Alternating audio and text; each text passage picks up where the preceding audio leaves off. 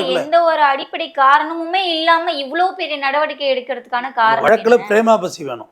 குறைந்தபட்சம் அந்த தனுஷோட தம்பி ஜெகன்மூர்த்தி யாரோ அடையாளமாவது காட்டணும். இல்லை இவங்க கொண்டு வச்சு உதைச்சாங்கன்னாவது சொல்லணும். இப்போ யாரோ தூக்கிட்டு போயிட்டு ஜெகன்மூர்த்தி யாரும் கையை காமிச்சா நம்ம ஒத்துக்க முடியுமா? நிச்சயமா முடியாது. எந்த தலைவரையும் ஒத்துக்க முடியாது.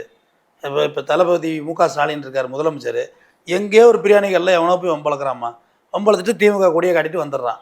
ஒட்டு மொத்தமாக இந்த கட்சி தான் அதுக்கு பதில் சொல்லிட்டு கிடக்க வேண்டியா இருக்கு. அதற்காக மு.க. ஸ்டாலின் வீட்டுல போய் எந்த போலீஸும் நிக்க முடியாதுல்ல, அந்த மாதிரி தானே இங்க பண்ணிட்டு இருக்காங்க.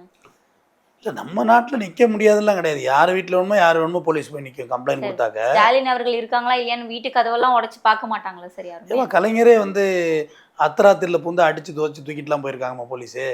ஜெயலலிதா முதலமைச்சராக இருந்தப்ப அர்த்தராத்திரியில் வீடு பூந்து அடிச்சு உதச்சி. ஸ்டாலின் அவர்களா இருந்தாலும் இதான் பண்ணியிருப்பாங்களா?